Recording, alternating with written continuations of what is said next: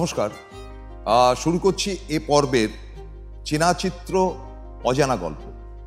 কেমন লাগছে আপনাদের সেটা কিন্তু আমি এখনো জানতে পারিনি। আপনাদের অনেকেই অবশ্য কিছু কমেন্ট করেছেন যে শুধু কলকাতা বা কলকাতার গল্প কেন, না কলকাতার বাইরেও তো কিছু কিছু গল্প করেছি। হ্যাঁ, তবে বাঙালি চরিত্রটাই মূল চরিত্র ছিল। আজকে আলোচনা করব ভারতবর্ষের সর্বকালের শ্রেষ্ঠ সুপারস্টারকে নিয়ে।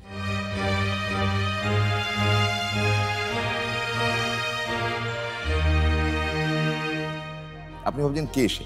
রাজ কাপুর, অমিতাভ বচ্চন, গত 50 বছর ধরে দাপটে রাজা হয়ে বসে রয়েছেন যিনি, এই 1975 থেকে শুরু করে আজ 2025 অব্দি।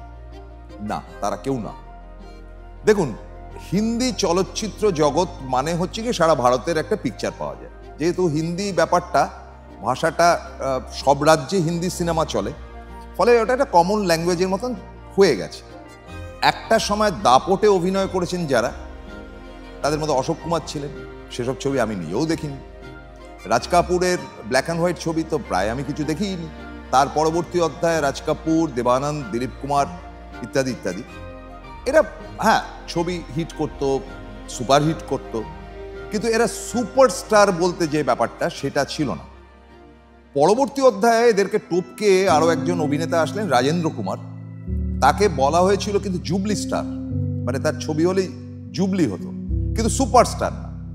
এখন একটা খুব ইন্টারেস্টিং ব্যাপার হয়েছিল 1968 সালে, এই 68-69 এই সময়টাতে ইউনাইটেড প্রডিউসার্স বলে একটা গ্রুপ ছিল, মানে অনেক প্রডিউসার ডাইরেক্টররা একসাথে সেই গ্রুপটা করেছিলেন, এবং প্রত্যেকের ছবি হয়তো আলাদা আলাদা ইন্ডিভিজুয়াল ব্যাপার থাকলেও একেবারে শুরুতেই যেটা আসতো ফোকাস হয়ে ইউনাইটেড প্রোডাকশন প্রেজেন্ট। এটার মধ্যে কে কে ছিল শুনলে চমকে যাবে। বি.আর. চোপড়া, দ্বিতীয় হচ্ছে গিয়ে জিপি সিপ্পি, রমেশ সিপ্পি, শোলে টোলে ইত্যাদি শক্তি আপনারা জানেন। তৃতীয় হচ্ছেন শক্তি সামন্ত, তিনি ইউনাইটেড প্রোডাকশনের মানুষ ছিলেন। এরপরে হচ্ছে হেমন্ত মুখোপাধ্যায়। আপনারা চমকে উঠবেন, সে কি?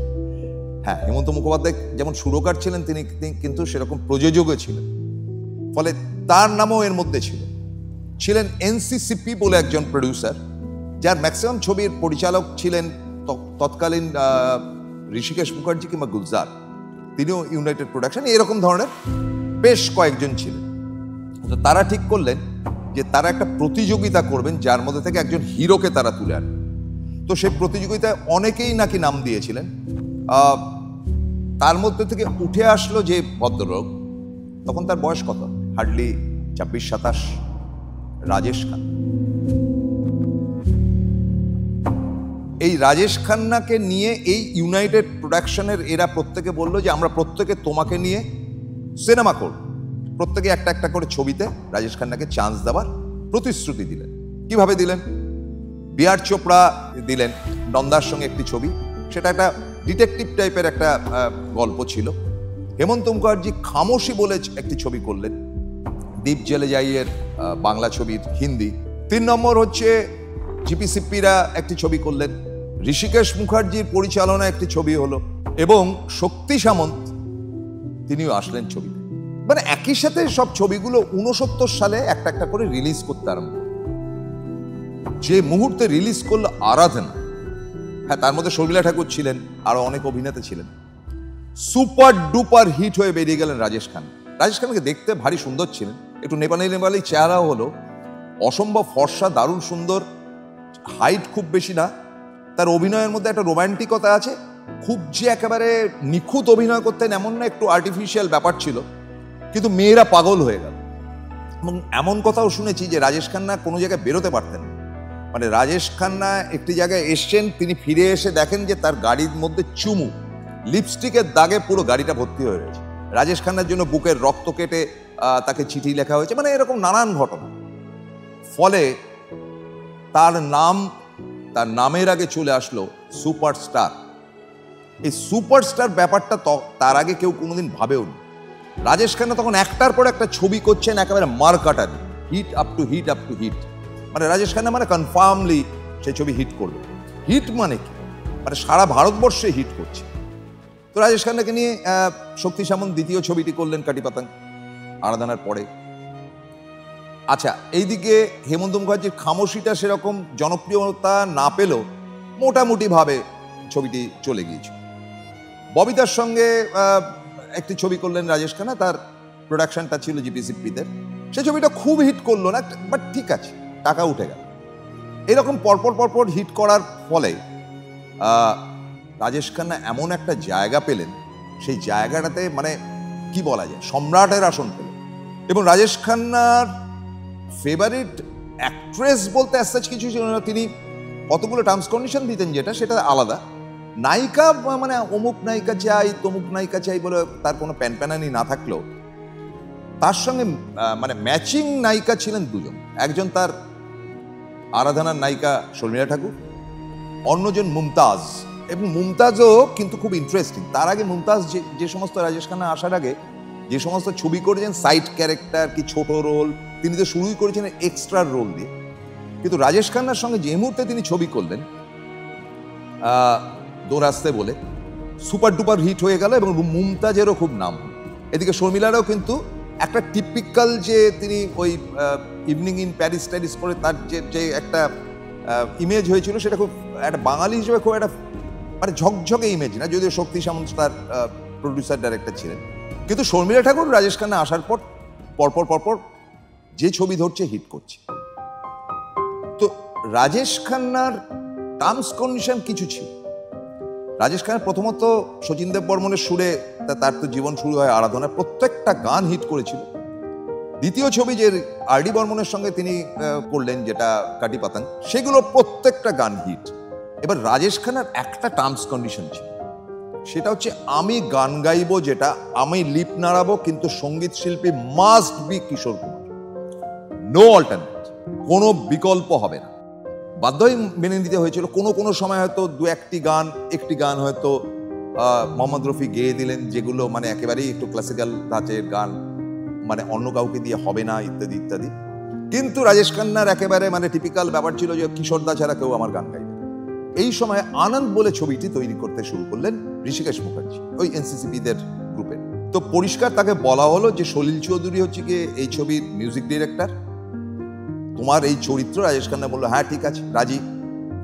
সলিল চৌধুরী কতগুলো টিপিক্যাল ব্যাপার ছিল, মানে সলিল চৌধুরী স্রোতের উল্টো দিকে হাঁটতে ভালোবাসতেন। তিনি খুব ভালো জানতেন, বা হয়তো জানতেন না, জানি না, সলিল চৌধুরীকে সমালোচনা করাটা আমার যোগ্যতার মধ্যে পড়ে না।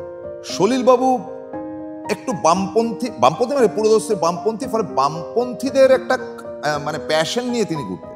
তার কাছে মুকেশ খুব একটা আদর্শবান গায়ক ছিলেন, ফলে রাজেশ খান্নার গান তিনি মুকেশকে দিয়ে গাওয়ালেন। গানগুলো হিট করল এবং একটি গান মান্না দেকে দিয়ে করলেন। রাজেশ খান্না পরবর্তী অধ্যায়ে কিন্তু বলেছেন যে মুকেশের গলার সঙ্গে আমার গলা ম্যাচ করে না। তো এই হেন রাজেশ খান্নার সব থেকে খারাপ গুণ যায়, যে কারণে 69-এ আসা রাজেশ খান্না 75-এ প্রায় শেষ হয়ে গেলেন, অমিতাভ বচ্চন উঠে আসলেন। তার অন্যতম কারণ হচ্ছে ইনডিসিপ্লিন। রাজেশ খান্না মদ্যপান করতেন প্রবল, এবং তার একটা ফ্রেন্ড সার্কেল ছিল যেখানে আর ডি বর্মন, রাজেশ খান্না ইত্যাদিরা বসে ড্রিঙ্ক করতেন। তবু আর ডি বর্মন তো আলাদা অনেক সময় থাকতেন। আর ডি বর্মনের মিউজিক কিন্তু একদম এসেনশিয়াল মোস্ট ছিল রাজেশ খান্নার ক্ষেত্রে, যে আর ডিকে নিতে হবে, কিশোরকে নিতে হবে। দুই বাঙালিকে তো সুযোগ দিয়েছিলেন, এটা তো একটা বাস্তব। তাদের উঠে আসার পেছনে তো রাজেশ খান্নার একটা ভূমিকা ছিলই।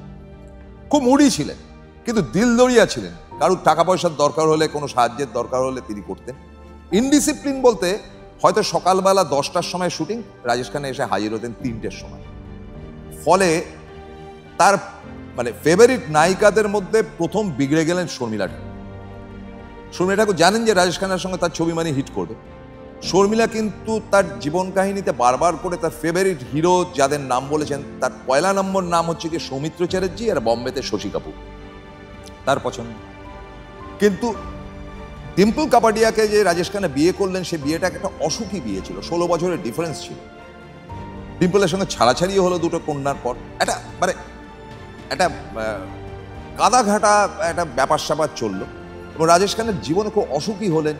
পরবর্তী অধ্যায়ে ধীরে ধীরে সিনেমা থেকে তার ছবি কমতে আরম্ভ করলো, মাঝে মাঝে 2-1টা ভালো ছবি করলো। সুপারস্টার রাজেশ খান্না আর থাকলেন না। তারপরে তো তার জীবন কাহিনী, তার জীবনে টিনামুনি মেনেন লিভ টুগেদার করতেন, ইত্যাদি ইত্যাদি, আরো অনেকে। কিন্তু একেবারে শেষ প্রান্তে রাজেশ খান্নার মৃত্যুর ঠিক আগ মুহূর্তে তার কাছে মুমতাজ এসেছিলেন তার সঙ্গে দেখা করতে। এখানে ইন্টারেস্টিং, যেটা অজানা গল্প, ডিম্পল কাপাডিয়া বলেছিলেন যে মুমতাজকে রাজেশ খান্না ভেতরে ভেতরে ভালোবাসতেন এবং ওদের যদি বিয়ে হতো রাজেশ সুপারস্টারের জায়গা থেকে কোনোদিন সরতেন না। কি অদ্ভুত যোগাযোগ! ঠিক মৃত্যুর আগে মুমতাজের হাত ধরে রাজেশ খান্না কিন্তু কেঁদে ফেলেছিলেন। আজ মুমতাজ নিজেও কিন্তু সেটা উপলব্ধি করে। জানতেন এই গল্পটা? ভাবুন। শেষ করছি। নমস্কার।